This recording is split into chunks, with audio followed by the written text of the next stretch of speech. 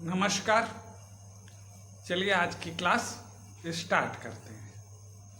आज की class BA first year का फर्स्ट पेपर है, माइक्रो इकोनॉमिक्स या सूक्ष्म अर्थशास्त्र। आज की क्लास का जो टॉपिक है, विषय है, वो है लॉ ऑफ डिमांड। तो चलिए स्टार्ट करते हैं। मांग का नियम। मांग का नियम मांग का नियम किसी वस्तु की कीमत और उस कीमत पर मांगी जाने वाली मात्रा के गुणात्मक संबंध को बताता है।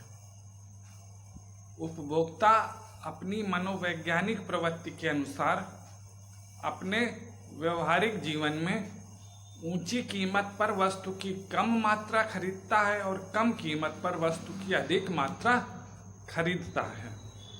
उपभोक्ता की इसी मनोवैज्ञानिक उपभोग प्रवृत्ति को मांग का नियम कहा जाता है। मांग का नियम हमें ये बताता है कि अन्य बातों के समान रहने पर, यानी अन्य बातें समान रहें तो वस्तु की कीमत एवं वस्तु की मांगी गई मात्रा में विपरीत संबंध पाया जाता है। दूसरे शब्दों में, अन्य बातों के समान रहने की दशा में किसी वस्तु की कीमत में वृद्धि होने पर उसकी मांग में कमी हो जाती है तथा इसके विपरीत कीमत में कमी होने पर वस्तु की मांग में वृद्धि हो जाती है। मार्शल ने जो मांग के नियम की परिभाषा दी है वो इस प्रकार है। कीमत में कमी के फलस्वरूप वस्तु की मांगी जाने वाली मात्रा में वृद्धि होती है तथा कीमत में वृद्धि होने से मांग घटती है। सैमुअल्सन ने जो परिभाषा दी है वो इस प्रकार है। दिए गए समय में अन्य बातों के समान रहने की दशा में जब वस्तु की कीमत में वृद्धि होती है तब उसकी कम मात्रा की मांग की जाती है। व्यक्ति कम कीमत पर अधिक वस्तुएं खरीदता है और अधिक कीमत पर कम वस्तुएं खरीदी जाती हैं। हमने मार्शल और सैमुअल्सन की जो परिभाषा देखी उससे ये स्पष्ट होता है कि स्थिर दशाओं के अंतर्गत वस्तु की कीमत और वस्तु की मांग में एक विपरीत संबंध पाया जाता है। P आनुपातिक 1/Q। P क्या है? वस्तु की कीमत है और Q क्या है? वस्तु की मांग।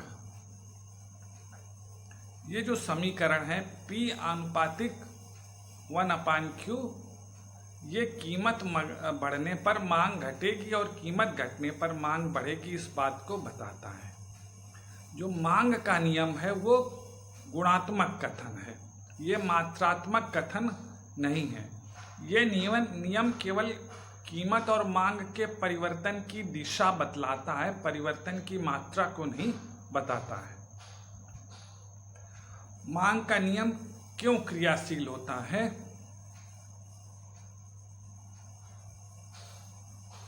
तो ये मांग का नियम इसलिए क्रियाशील होता है। पहला है, उपभोक्ता की आय में कोई परिवर्तन नहीं होना चाहिए।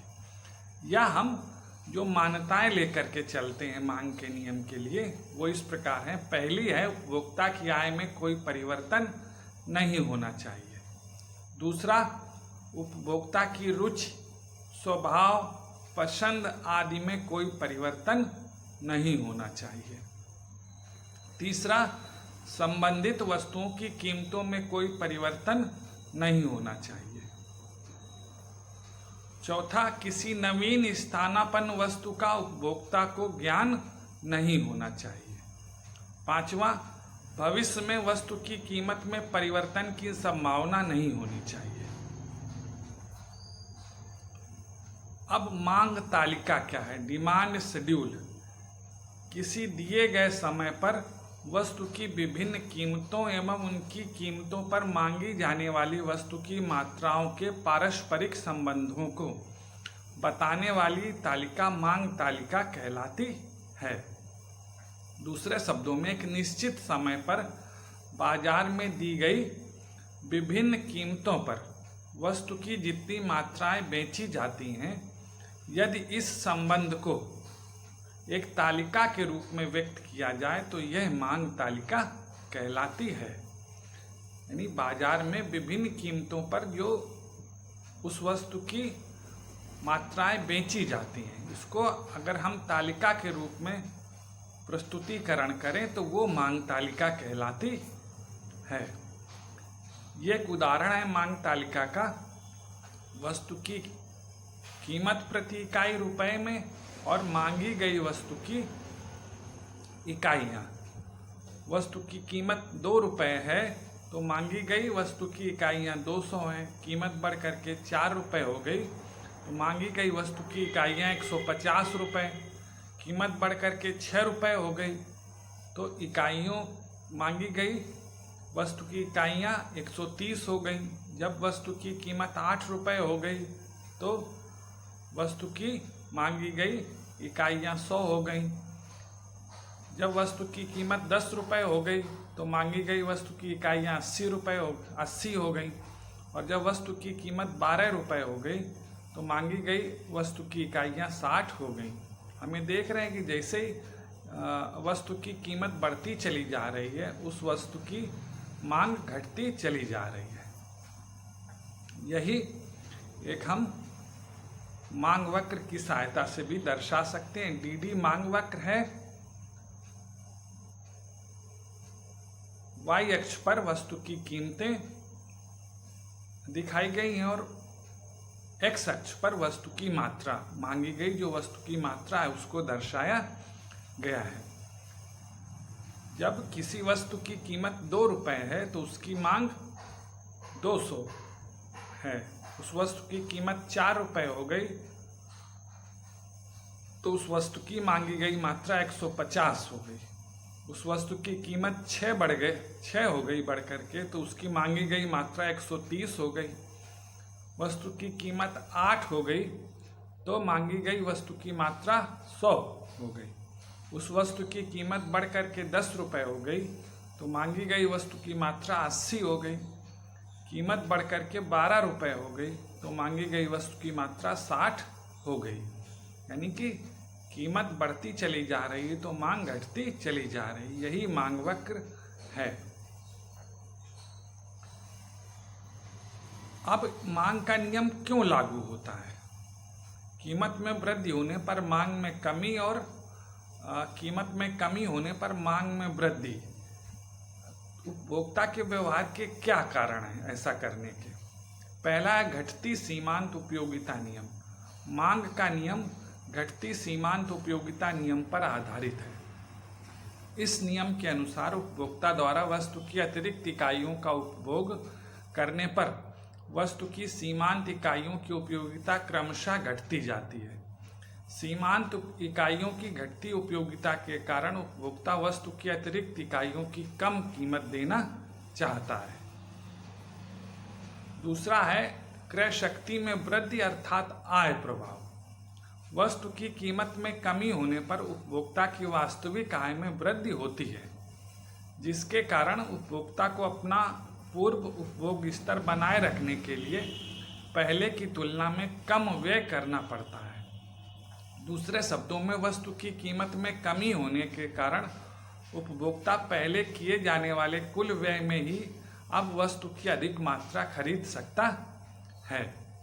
इसी प्रकार वस्तु की कीमत में कमी होने पर वस्तु का अधिक क्रय संभव हो पाता है। यही मांग का नियम है।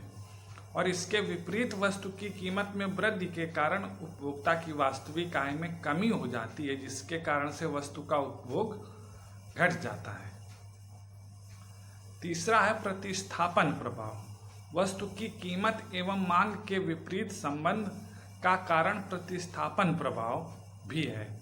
जब एक ही आवश्यकता की पूर्ति 2 या अधिक वस्तुओं से संभव होती है, तब अन्य वस्तुओं की कीमतें स्थिर रहने की दशा में एक वस्तु की कीमत का परिवर्तन मूल वस्तु के उपभोग में इसलिए परिवर्तन कर देता है क्योंकि उपभोक्ता मूल वस्तु एवं स्थानापन्न वस्तु के प्रयोग अनुपात में परिवर्तन कर देता है।